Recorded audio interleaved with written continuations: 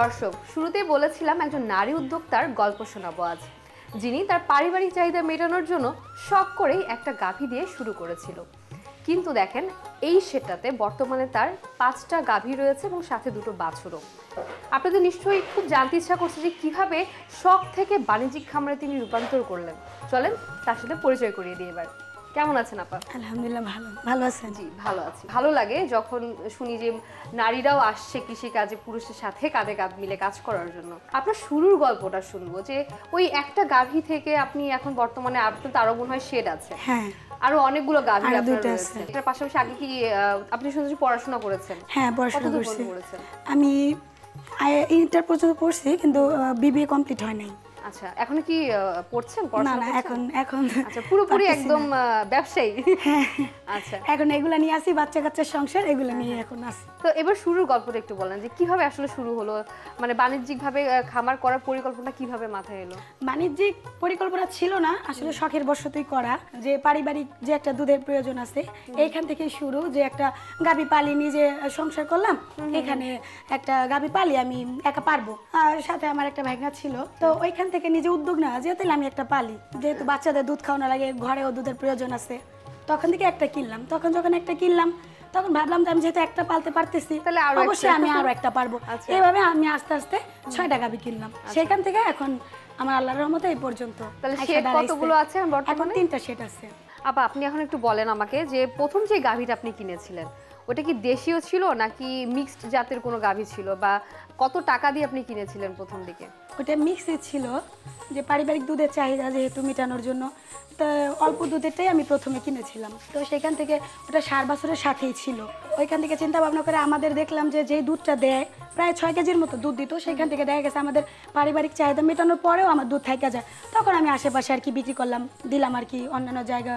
এখান থেকে পরে শখের থেকে শুরু করে আমার হাজব্যান্ডের থেকে আমি টাকা চাইলাম, উনিও আমাকে না বললো না, বা পারিবারিক আমার যে পরিবারের সদস্যরা আছে সবাই আমাকে সাপোর্ট করলো। তখন আমি আর কি এই প্রথম আমার এই শখের থেকে, এটা আমার খুব শখের ছিল।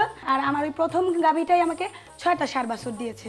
এখন একটা ষাঁড় বাছুর আমার খামারে আছে। পারিবারিক দুধের চাহিদা মেটাতেই আপনি গাভী দিয়ে শুরু করেছিলেন? জি প্রথমে জি। তো সব গাভী তো আর একই রকম ভাবে দুধ দেয় না, তাই না? না না, কোনটা বেশি দেয় আর কোনটা কম দেয়?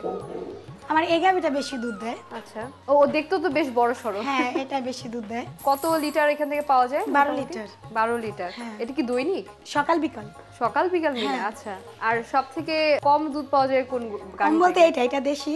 আচ্ছা। এটাতে 4-5 কেজি 5 কেজি হয়। এটা এক বেলায় দহন করি।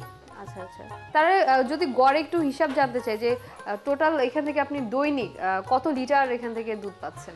20 লিটার। 20 লিটারের মতো। হ্যাঁ। পারিবারিক ভাবে শুরু করা খামারটা এখন বাণিজ্যিক ভাবে রূপ নিয়েছে, মানে আপনি আপনার পরিবারের নিশ্চয়ই তো অবশ্যই সাপোর্ট আছে বলে আপনি এই পর্যন্ত আসতে তাদের পেরেছেন। সাপোর্টে আজকে আমি এই পর্যন্ত। আচ্ছা, সবচেয়ে বেশি কে আপনাকে সাপোর্ট দেয়, বা সবচেয়ে বেশি সাহায্য করে কে এই কাজগুলো? সাহায্য অবশ্যই আমার হাজবেন্ড করে, উনি বাইরে আছে। বাইরে থেকেও আপনাকে সাহায্য সহযোগিতা হ্যাঁ, করছে? অবশ্যই। আর উনি যদি আমাকে সাহায্য না করতে হয়, তো আমি এত দূর পর্যন্ত আসতে পারতাম না, না। এটা তো অবশ্যই। আর আপনার আর্থিকভাবে যে সাহায্যটা উনি আমাদের করে, আর পারিবারিকভাবে যে সাহায্যটা তো আছেই। মানে পরিবারের সবাই মিলেই আপনারা সবাই মিলেই কাজ আমরা, করছেন। জি জি। পারিবারিক খামারে তো সবার কন্ট্রিবিউট আছে বলে আপনি এতদূর আসতে পেরেছেন। হ্যাঁ, অবশ্যই। আপনার দেখা দেখি আপনার এই এলাকাতে এমন কোনো মহিলা উদ্যোক্তা আছে কিনা, বা আপনাকে দেখে অনুপ্রাণিত হয় যে আপনার মতো তারাও এরকম স্বাবলম্বী হবে একটা সময়, এরকম কি চিন্তা ভাবনা তো হয়েছে? করে, কিন্তু এখন হয় নাই। এখন আচ্ছা। আমাকে দেখলে তো অনেকে ভাবে যে না আমরাও করবো, বা চিন্তা ভাবনা যে কিভাবে করে একটা মহিলা মানুষ। আচ্ছা। তো এটা তো অবশ্যই ভাবে, কিন্তু এখনো পর্যন্ত হয় নাই। ময়নাপা, আমরা তো এই গাভীর শেডটা দেখলাম, আপনি বলছিলেন আরো ষাঁড় আছে আপনার, হ্যাঁ। ওটা কি পাশের শেডে? হ্যাঁ, পাশে সেটা। আসলে কি দেখা যাবে? হ্যাঁ, অবশ্যই। তো চলেন আমরা ওইটাও ঘুরে দেখি, দর্শকদেরকেও দেখাই। ময়নাপা, আপনি এই যে পড়াশোনা করেছেন বলেন ইন্টার পর্যন্ত, তারপরে কমপ্লিট করতে পারেন নাই, এবং আপনার কি মনে হয়নি কখনো যে পড়াশোনার পাশাপাশি আমি চাকরি করি? তো চাকরি বাকরি ছেড়ে এই যে উদ্যোক্তা হওয়া বা নিজে, এটা তো একটা কষ্টেরই কাজ, আপনাকে সারাদিন পরিশ্রম দিতে হচ্ছে। চাকরি করলে অন্যের অধীনে করতে হবে, তার কথা আমার শুনতে হবে। নর্মালি 8 ঘন্টা থাকতে হয়, তখন বাচ্চা কাচ্চা সংসার রাইখা ওইখানে করতে হবে। আর এখন আমি যেটা করতেছি সেটা আমার একান্ত আমার নিজের ভাবে, আমার নিজের জায়গায়। দেখা গেছে আমি এটাও দেখতে পারতেছি, আমার বাচ্চা কাচ্চা দেখতে পারতেছি, শ্বশুর শাশুড়ি ফ্যামিলি সবাইকে আমি দেখতে পারতেছি।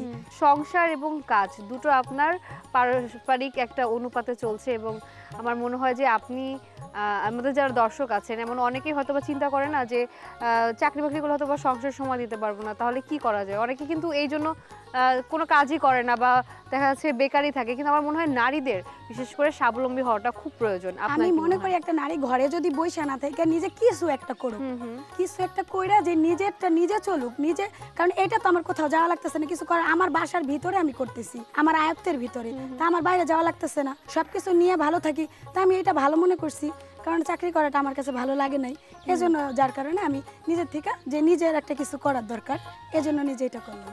আপা চলেন তাহলে আমরা শাড়ির সেটটা দেখি। এই সেটে কতগুলো আছে শাড়ি? এখানে 8টা আছে। 8টা? হ্যাঁ। বা বেশ পরিষ্কার পরিচ্ছন্ন।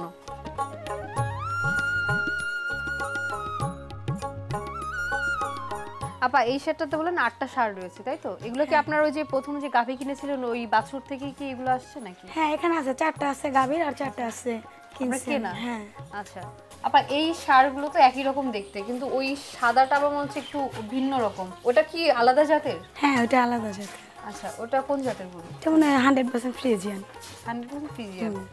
তো এই যে আপনার এত বড় দুটা সেটি আমি দেখলাম বেশ সাজানো গোছানো একদম পরিবারের মতোই, কারণ বেশিরভাগ খামারগুলোতে গেলে দেখা যায় যে গন্ধ আসে অতিরিক্ত কিংবা একটু অগোছালো থাকে। তো আপনারা নিশ্চয়ই বলেন যে ফ্যামিলি মেম্বার সবাই মিলেই আপনারা দেখাশোনা করছেন।